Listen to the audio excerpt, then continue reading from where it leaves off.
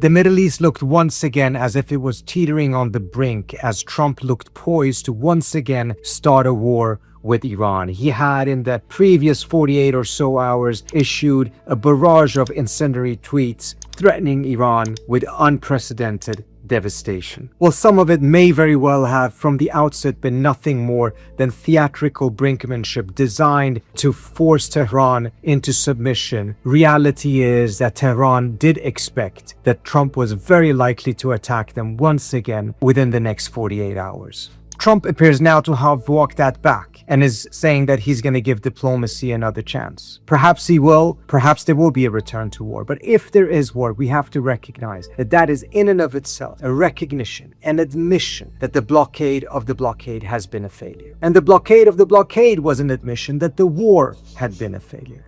And the war was an admission that the threats of war and the amassing of 1/3 of America's Navy to the region had been a failure.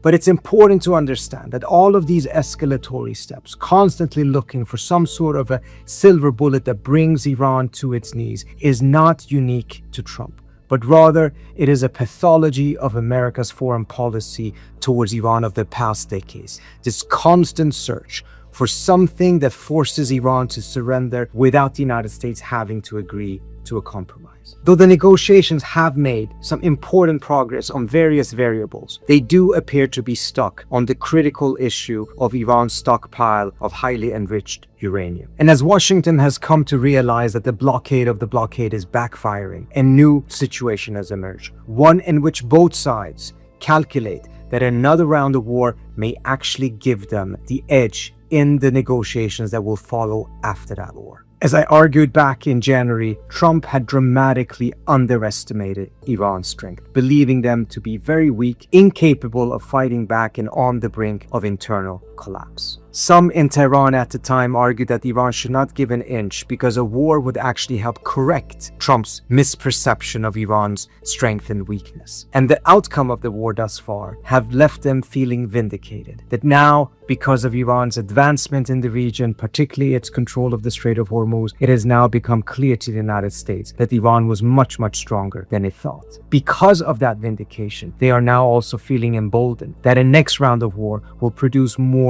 of the same, more of a clarity that Iran is much stronger, and as a result, Trump has to adopt a much more realistic position in the negotiations. Moreover, just as Tehran believes that the United States is going to strike Iran much harder in the second war than it did in the first, Iran is also planning a retaliatory campaign that goes far beyond what it did in the first war, with new strategic targets and goals. First of all, planners in Iran view the next war as an opportunity to go after the United Arab Emirates far beyond what they did in the first war, in order to punish them for having pushed for the war in the first place, their view that the Emiratis are currently pushing Trump to go to war again, and because of the Emirates' increasingly open strategic relations with Israel. Tehran is likely to target American data centers in the UAE because it serves several purposes from Tehran's perspective. Iran believes that these American tech companies are already part of the war because of their relationship with the Pentagon and the manner in which they do serve the Pentagon in several different ways. Moreover,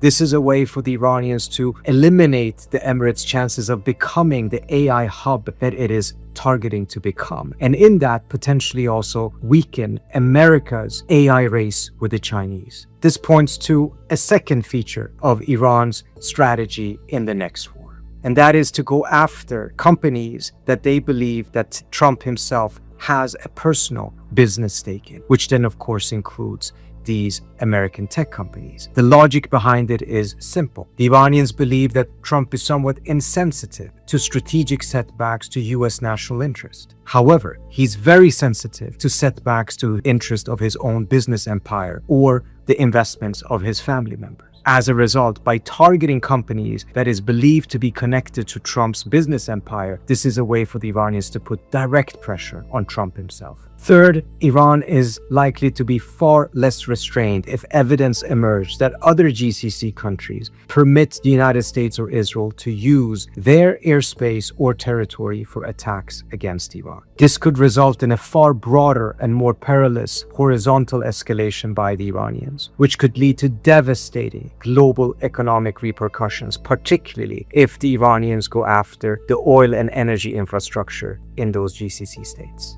Fourth, the Red Sea now appears to be in play. This would put even further pressure on oil prices as even more oil would be taken off the market, and we would see a far greater horizontal escalation by the Iranians in which they would increasingly define the geography of this war. Finally, Tehran is also now looking at the fiber optic cables that run under the Persian Gulf. This is cables through which most of the GCC's internet traffic flows, including billions of dollars of transactions that are taking place on a daily basis. The Iranians believe that potentially these cables can end up becoming a second Strait of Hormuz for the Iranians, a major strategic asset in which they can use to put pressure not just on the United States and on their neighbors, but also on the global economy as a whole. It's important to understand renewed war is not inevitable, and Trump appears to, at least for now, having backed off from his threats.